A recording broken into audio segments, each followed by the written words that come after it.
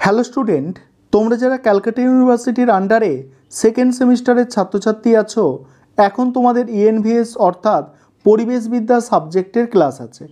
আজকের ক্লাসে তোমাদের 2 নম্বরের গুরুত্বপূর্ণ 15টা প্রশ্নের উত্তর নিয়ে আলোচনা করব। তাহলে তোমরা প্রশ্ন উত্তরগুলো দেখে নাও।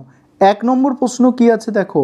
প্রথম প্রশ্ন হচ্ছে 48-এর এ ধারায় পরিবেশ সম্পর্কে কি উল্লেখ করা হয়েছে। অ্যান্সারটা দেখো, ভারতের সংবিধানের ডিরেক্টিভ প্রিন্সিপাল বা directive principle of state policy article 48 এতে বলা হয়েছে যে রাষ্ট্র পরিবেশের সুরক্ষা, উন্নতি এবং দেশের অরণ্য ও বন্যপ্রাণী সুরক্ষার বন্দোবস্ত করবে। পরের প্রশ্ন দেখো, 51 এর জি ধারায় পরিবেশ সম্পর্কে কি উল্লেখ করা হয়েছে। Fundamental duties of citizen article 51 এ জিতে আরও বলা হয়েছে যে দেখো, নাগরিকবৃন্দ দেশের অরণ্য, হ্রদ, নদ নদী ও বন্য জীবসহ প্রাকৃতিক পরিবেশ রক্ষা, উন্নয়ন এবং প্রাণী জগতের প্রতি সহানুভূতি পোষণ করবে। 3 নম্বর দেখো প্রশ্ন, জল আইন 1974 অনুসারে কেন্দ্রীয় দূষণ নিয়ন্ত্রণ পর্ষদের দুটি কাজ। 1 নম্বর হচ্ছে রাজ্য স্তরে বিভিন্ন দূষণ নিয়ন্ত্রণ পর্ষদের কাজগুলির মধ্যে যোগসূত্র স্থাপন করা। দুই হচ্ছে কি দেখো, জল দূষণ সম্পর্কিত বিভিন্ন তথ্য সংগ্রহ করা। পরের প্রশ্ন 4 দাগের প্রশ্ন, জল আইন 1974 অনুসারে রাজ্য দূষণ নিয়ন্ত্রণ পর্ষদের কাজ। ওটা কেন্দ্রীয় দূষণ পর্ষদের কাজ ছিল, এটা হচ্ছে রাজ্য দূষণ পর্ষদের কাজ। সেক্ষেত্রে 1 নম্বর কাজ হচ্ছে নদী ও নলকূপ, পাতকুয়ার জলে দূষণ প্রতিরোধ, নিয়ন্ত্রণ ও হ্রাস করার উদ্দেশ্যে সঠিক পরিকল্পনা গ্রহণ করা। 2 হচ্ছে রাজ্য সরকারকে জল দূষণ নিবারণের জন্য পরামর্শ দান করা।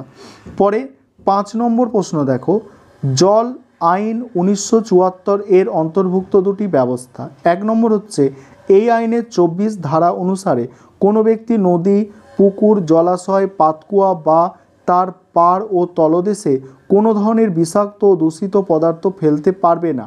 2 হচ্ছে কি, এই আইনের 25-এর 1 ধারা অনুসারে 25-এর আই ধারা অনুসারে রাজ্য দূষণ নিয়ন্ত্রণ পর্ষদের অনুমতি ছাড়া কোনো ব্যক্তি এমন কোনো শিল্প কারখানা বা উৎপাদন সংস্থা স্থাপন বা পরিবর্তন বা সম্প্রসারণ করতে পারবে না যেগুলি থেকে দূষিত আবর্জনা নদী, পুকুর বা পাতকুয়া বা যে কোনো ধরনের কূপের মধ্যে নিক্ষিপ্ত হওয়ার আশঙ্কা আছে।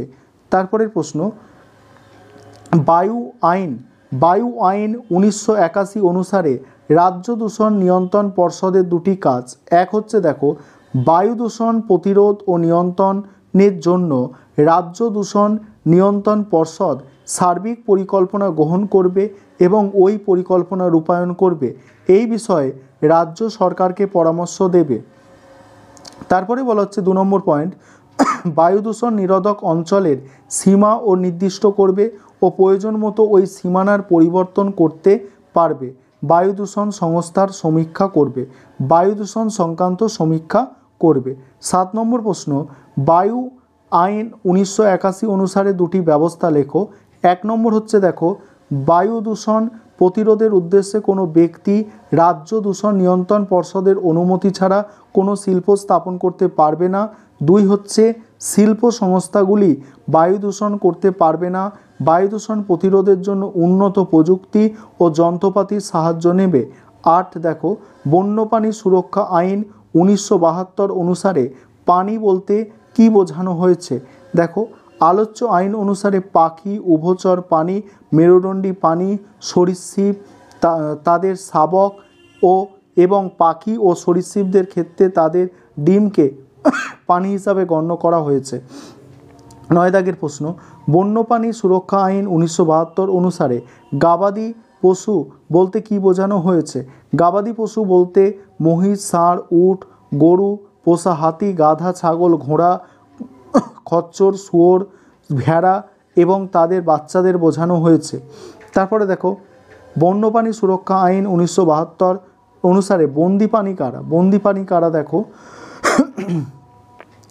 যে সমস্ত প্রাণীদের বন্দি করার উদ্দেশ্যে ধরা হয়েছে এবং বন্দি অবস্থায় তাদের যে বাচ্চা জন্মগ্রহণ করছে তাদের বোঝায়। তারপরে 11 দাগের প্রশ্ন, বন্যপ্রাণী সুরক্ষা আইন 1972 অনুসারে পানিজাত দ্রব্য বলতে কী বোঝানো হয়েছে? আলোচ্য আইন অনুসারে পানিজাত দ্রব্য বলতে সেই বস্তু বা তার অংশকে বোঝানো হয়েছে যা বন্যপ্রাণী বা বন্দি প্রাণীদের ব্যবহার করে উৎপাদন করা হচ্ছে, যেমন সাপের বিষ। পরের প্রশ্ন, বন্যপ্রাণী সুরক্ষা আইন 1972 অন্তর্ভুক্ত কয়েকটি ব্যবস্থা। 1 নম্বর, রাজ্য সরকারগুলি বন্যপ্রাণী উপদেষ্টা পর্ষদ গঠন করবে। 2 নম্বর, কোনো বন্যপ্রাণীকে মানুষ যদি নিজের নিরাপত্তার কারণে মেরে ফেলে তবে ওই প্রাণীটির মৃতদেহ সরকারের সম্পত্তি হবে। 13 দাগের প্রশ্ন, দুটি আইনের নাম লেখো।